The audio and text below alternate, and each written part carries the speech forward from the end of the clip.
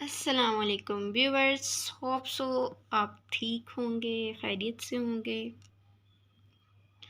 तो स्टार्ट करते हैं हम अपनी आज की वीडियो। बहुत आसान सा सिंपल सा टॉपिक पढ़ना है। आज हमने ऑपरेशन ऑन सेट को सारा डिस्कस कर चुके हैं। सेट क्या है, उसकी टाइप्स, सारी टाइप्स भी डिस्कस कर ली। अब हम क्या है उसके ऑपरेशंस को डिस्कस करते हैं कि हम सेट के ऊपर क्या क्या ऑपरेशन परफॉर्म कर सकते हैं।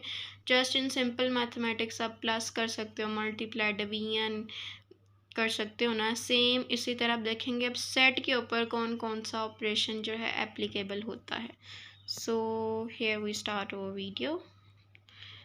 ऑपरेशन ऑफ सेट में अब हमारे पास क्या है, चार तरह के ऑपरेशन हैं। पहला क्या है, union, intersection, difference and complement. ठीक हो गया। इसको पहले मैं आपको एक छोटा सा इसका ओवरव्यू देती हूँ और उसके बाद हम इसको डिटेल में पढ़ेंगे। पहला है आपके पास यूनियन। यूनियन जैसे नाम से ही पता चल रहा है कि आपने कंबाइन करना है, जितने भी सेट होंगे उनको कंबाइन करके लिख दो, यूनियन होगा। इंटरसेक्शन क्या है, इंटरसेक्शन में आपने क्या करना है, कॉमन एलिमेंट्स लिखने हैं। जितने भी सेट गिवन हैं उनमें जो जो कॉमन है वो लिख दो।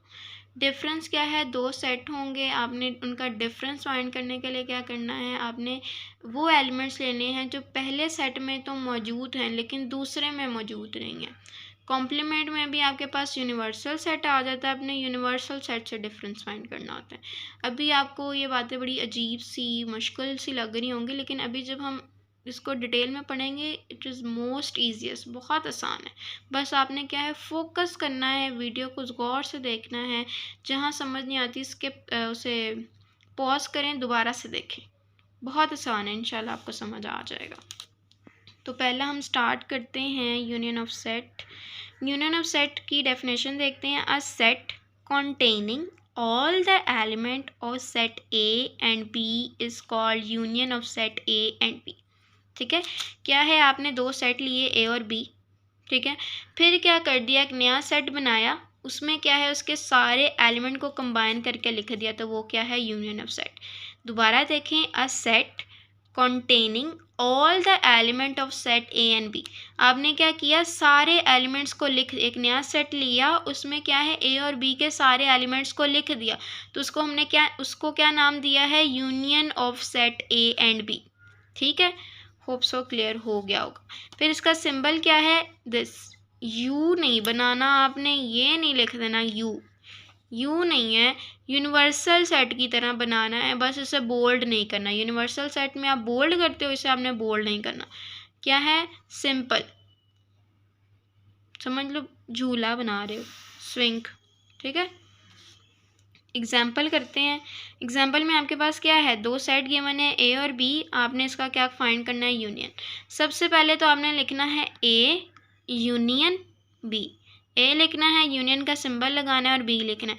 फिर ये नहीं कि इनको कंबाइन करके लिख देना है, पहले आपने ये जो आपने लिखी है ना कंडीशन, इसको दूसरी तरफ भी लिखना है। ए सेट लिखना है 1 3 5 7 एंड 9। ठीक है, ए लिख दिया, उसके बाद क्या है, यूनियन का सिंबल लगा दिया, और आगे क्या है, बी आपके पास, बी लिख दो 0 3 6 और 9। ठीक हो गया। अब यूनियन ऑफ अ सेट क्या था, आपने दोनों सेट के या जितने भी सेट गिवन हैं उनके एलिमेंट्स को कंबाइन कर देना है पहले आपके, और अरेंज करके भी लिखना है। ठीक है, पहले 0 है, 0 लिख दो, 1 आ रहा है, 1 लिख दो। अब 3 इधर भी है और इधर भी है, इसका मतलब ये नहीं कि दो दफ़ा लिख देना है। सेट की डेफिनेशन में पढ़ा था कि एलिमेंट्स क्या होंगे, डिस्टिंक्ट होंगे, रिपीट नहीं करना आपने, डिफरेंट होने चाहिए। तो क्या है, इनको एक दफ़ा ही लिखोगे। जो भी एलिमेंट एक से ज़्यादा बार एग्जिस्ट करेगा आपने उसे एक दफ़ा लिखना, बार बार लिखने की ज़रूरत नहीं है। 3 लिख दिया, फिर आपके पास 5 आ गया, फिर क्या आ गया 6, फिर 7 और फिर 9। ये आपके पास क्या हो गया, union of set A and B. ठीक है, सिंपल क्या करना है, पहले ए यूनियन बी लिखना है, फिर उसी जो आपने लेफ़्ट साइड पे लिखा है राइट साइड पे ही वही लिखनी है। सिंपल आंसर नहीं लिख देना, ये आपका मिडिल स्टैंडर्ड स्टूडेंट का लेवल नहीं है। ये आप जब हायर मैथमेटिक्स पढ़ोगे फिर आप डायरेक्ट लिख सकते हैं, क्योंकि उसमें बहुत लंबी लंबी कैलकुलेशन होती है, आप छोटे छोटे स्टेप नहीं कर सकते। लेकिन क्योंकि आपका लेवल नहीं है हायर वाला, आप मिडिल स्टैंडर्ड स्टूडेंट हैं, तो आपने क्या करना है, पहले ए लिखना है, यूनियन का सिंबल लगाना है, बी साइड लिखना है, फिर उसको कंबाइन करके लिखना है। यही स्टेप्स के तो नंबर हैं। आपके क्या है, छोटा सा सवाल है, ये 2 नंबर का सवाल आ जाएगा शॉर्ट क्वेश्चन में, मेरा आंसर लिख के आओगे तो एग्जामिनर ने 1 नंबर ही देना है। अपने लेवल को समझें और उसके मुताबिक स्टेप करें, डायरेक्ट नहीं करना। ओके हो गया। अब हम नेक्स्ट देखते हैं, नेक्स्ट ऑपरेशन क्या है हमारे पास जी। तो नेक्स्ट हमारे पास क्या है, intersection of set. Intersection of set की डेफिनेशन देखते हैं, फिर इसको समझेंगे। अ set containing the common element of set A and B is called intersection of set A and B. अब आपने क्या करना है, उनके कॉमन एलिमेंट्स को लिखना है। यूनियन में क्या करते थे, सारे एलिमेंट्स को कंबाइन करके लिख देते थे। इंटरसेक्शन में क्या करेंगे, अब जो कॉमन एलिमेंट्स होंगे वो कंबाइन करने हैं। ठीक हो गया। अब इसको शो किससे करते हैं, ये सिंबल है। तो बचपन में आपने टॉम एंड जेरी तो देखा ही होगा, उसमें जेरी का घर क्या होता था, जेरी भाग के इस तरह के सिंबल में चला जाता था, ऐसे ही था, इसमें जाता था। तो आपका जो जेरी का घर है ना, वो आपका क्या है, इंटरसेक्शन का सिंबल है। ठीक हो गया। उसके बाद एग्जाम्पल देखते हैं, क्या है, ए और बी वही पीछे वाले सेट गिवन है। सबसे पहले सेम वही ए लिखेंगे, साइन ऑफ इंटरसेक्शन लगाएंगे, बी लिखेंगे, फिर इसी कंडीशन को आगे फुलफिल कराएंगे। पहले यही सेट की फॉर्म में अब लिखना है। ए सेट लिखो 1 3 5 7 और 9, फिर क्या है, साइन ऑफ इंटरसेक्शन लगाओ, और फिर क्या है, सेट बी लिख दो 0 3 6 9। ठीक हो गया। अब इंटरसेक्शन की डेफिनेशन क्या थी, आपने कॉमन एलिमेंट्स देखने थे। तो सबसे पहले हम कॉमन एलिमेंट आइडेंटिफाई करते हैं, फिर लिखेंगे। क्या 1 दोनों के पास है, नहीं, तो 1 तो नहीं आएगा। ये आपने पेपर में क्रॉस नहीं करना, सिर्फ ये समझाने के लिए कह रही हूँ, आपने कोई क्रॉस कोई सर्कल नहीं बनाने। अब 3 इधर भी है इधर भी है, तो 3 नीचे आ जाएगा, क्योंकि हमने क्या लेने हैं, कॉमन एलिमेंट्स लेने हैं, तो 3 आ गया। अब 5 यहाँ नहीं है, तो ये भी नहीं आएगा। 7 नहीं है, 9 दोनों के पास है, तो 9 आ जाएगा। ठीक है। तो आपके पास कॉमन एलिमेंट्स क्या आ रहे थे, 3 और 9, वो आपने लिख दिए। इंटरसेक्शन में दोबारा देख लें क्या करना है, आपने क्या लिखना है, सेट ए लिखना है, साइन ऑफ इंटरसेक्शन लगाना है, और सेट बी लिख देना है। फिर आपने देखना है कि दोनों के पास क्या क्या कॉमन मौजूद है, तो वो क्या है, नीचे लिख देना है। तो वो आपके पास क्या हो जाएगा, intersection of set A and B. ठीक हो गया। उसके बाद आपके पास नेक्स्ट ऑपरेशन क्या है, डिफरेंस ऑफ सेट। ठीक है। डिफरेंस नॉर्मल क्या है, माइनस ही है। तो इधर सेट में देखते हैं क्या है, the difference of a set A and set B. 2 set लिए हैं, एक आपके पास सेट ए है और एक क्या है, बी है। Is a set of elements.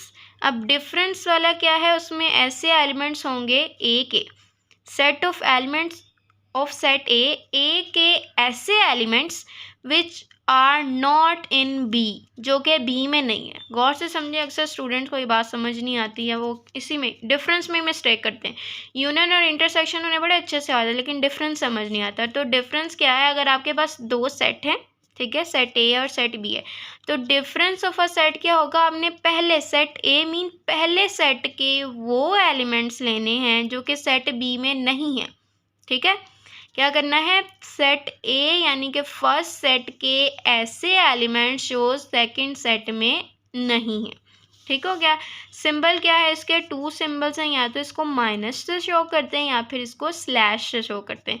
कहीं पे अगर स्लैश लिखा आ जाता है तो कंफ्यूज नहीं होना, परेशान नहीं होना, वो डिफरेंस ऑफ सेट ही है। माइनस भी क्या है, डिफरेंस ऑफ सेट है। इसकी एग्जाम्पल करते हैं हम। एग्जाम्पल में सेम वही प्रोसीजर है, सेट ए लिखना है, सिंबल ऑफ आपने लगाना है डिफरेंस, या तो ये लगा लो या फिर ये लगा लो, आपकी मर्जी है। मैं इस वक्त क्या लगा रही हूँ, माइनस लगा रही हूँ। ठीक है। उसके बाद क्या लिखना है, सेम वैसे ही सेट ए लिखो 0 1 2 और 3। ठीक है। माइनस लगाओ और क्या है, सेकंड साइड लिख दो 2 और 3। अब इसकी डेफिनेशन को अप्लाई करो, सेट ए के वो एलिमेंट जो ए में तो है लेकिन बी में नहीं है। क्या 0 बी में है, नहीं है, नीचे आ जाएगा 0। क्या 1 है बी में, नहीं है, ये भी आ जाएगा। 2 है नहीं आएगा। 3 बी में है, इधर नहीं आएगा। क्या करना है, पहले सेट के वो एलिमेंट लेने हैं जो दूसरे सेट में मौजूद नहीं है। तो वो आपके पास क्या थे, 0 और 1, वो आपके पास क्या आ गया, difference of set A and B. Okay, clear हो गया। अब जो नेक्स्ट आपके पास ऑपरेशन है वो क्या है, complement of set. Complement of set के लिए नेसेसरी कंडीशन क्या है कि आपके पास यूनिवर्सल सेट होना चाहिए। अगर नहीं है तो जितने भी सेट गिवन है उनको कंबाइन करके लिख दो, यूनिवर्सल सेट बन जाएगा। कॉम्प्लीमेंट ऑफ सेट की डेफिनेशन देखते हैं। If a set A is subset of given universal set, जो आपको सबसेट यूनिवर्सल सेट गिवन है ना, अगर आपके पास जो सेट ए है उसका सबसेट है तो then the set of element not in A is called the complement of set. Simple क्या है, अगर आपको मज़ीद आसान करके बताऊं तो डिफरेंस ऑफ अ सेट में आप क्या करते थे, ए माइनस बी करते थे, ऐसा ही है। आपने दो सेट लिए थे और उनका डिफरेंस ले लिया था। अब यहाँ पे आपने क्या करना है, आपके पास जो भी सेट है ना, अगर आपको कहते हैं कि ए का कॉम्प्लीमेंट फाइंड करें तो आपने क्या करना है, यू में से उसका डिफरेंस फाइंड कर लेना। ठीक है, अगर आपको ये नहीं समझ आ रहा कि यूनिवर्सल सेट है, ए उसका सबसेट है, तो सिंपल क्या करना है, आपने यूनिवर्सल सेट से गिवन सेट का डिफरेंस फाइंड कर लेना। ठीक है, उसके बाद उसके सिंबल्स आपके पास क्या है, स्लैश और सी, सुपरस्क्रिप्ट में कैसे लिखा होगा, ए के ऊपर स्लैश लगी है मीन्स आपने कॉम्प्लीमेंट फाइंड करना है, ए के ऊपर एक छोटा सा सी लिखा हुआ है मीन्स आपने क्या है, कॉम्प्लीमेंट फाइंड करना है।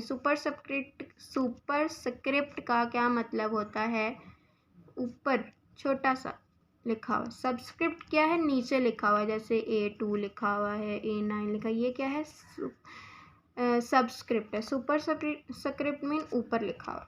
एग्जाम्पल करते हैं, यूनिवर्सल सेट गिवन है, ए सेट गिवन है, आपने क्या करना है, ए का कॉम्प्लीमेंट फाइंड करना है। सिंपल मैंने क्या समझाया था, यूनिवर्सल सेट से उसका डिफरेंस ले लो।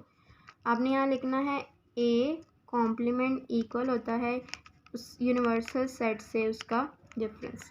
अब u माइनस ए कर लो, u लिखो 1 2 3 4 5 6 7 8 9 और 10, माइनस लगाओ और साथ में क्या है, सेट ए लिख दो, 2 4 6 और 8, कहीं और ही लिखा गया किसी और पेज पे, 8।